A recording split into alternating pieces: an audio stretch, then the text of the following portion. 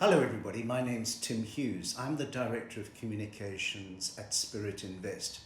Today I want to talk about the important topic of the relationship between government or the state and business. I'm wondering whether or not there's a particular formula that should guide the relationship between business and government and whether there's a successful formula.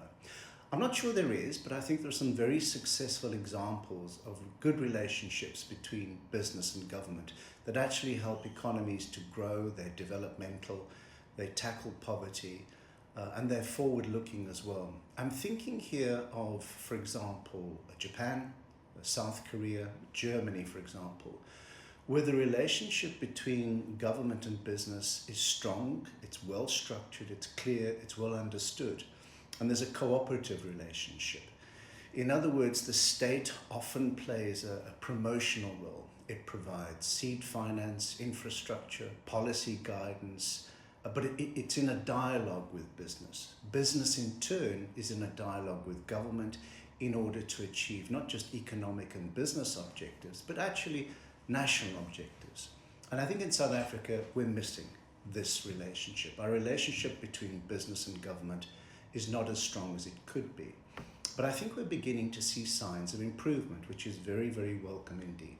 We are moving in South Africa from a situation in which there was hostility between business and government. There was suspicion, ideological and others, political suspicion, perhaps a lack of respect too, to one in which, and this may be a function of the government of national unity, to one in which there seems to be a recognition that both have an absolutely critical and pivotal role in the economic growth and development of South Africa.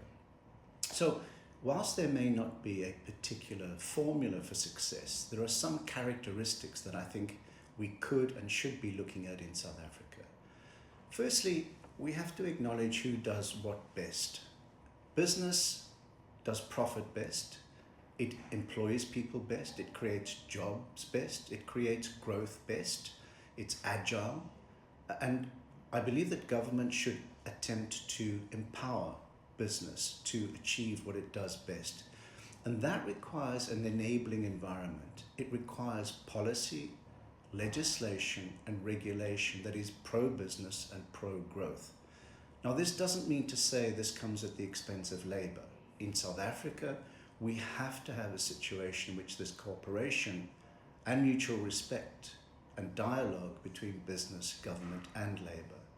But I do think government has a responsibility to create an enabling environment. And in that regard, what we need to see in South Africa is frankly a reduction in red tape. We need government to think a little bit more growth-orientated, a little bit more business-orientated. In other words, how long does it take to register a business? What are the labor restrictions with regard to employment? And what shared objectives do we have in, for example, the energy, mining, IT, infrastructure, and manufacturing sectors? There are signs now that there's better dialogue between business and government. Likewise, business has shown that it's come to the party, and we can demonstrate that.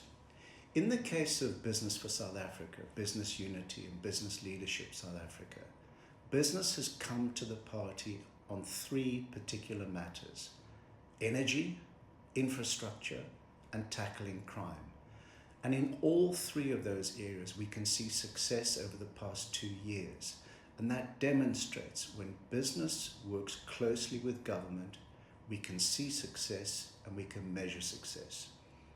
Finally, I think there's an opportunity for the government of national unity, given its diversity, to create more, if you like, of a social dialogue or a dialogue between business and government, assessing what the country needs, the growth that it requires, tackling unemployment, tackling crime, crowding in investment, and giving returns to investors as well, giving stability, legislative clarity, reducing red tape.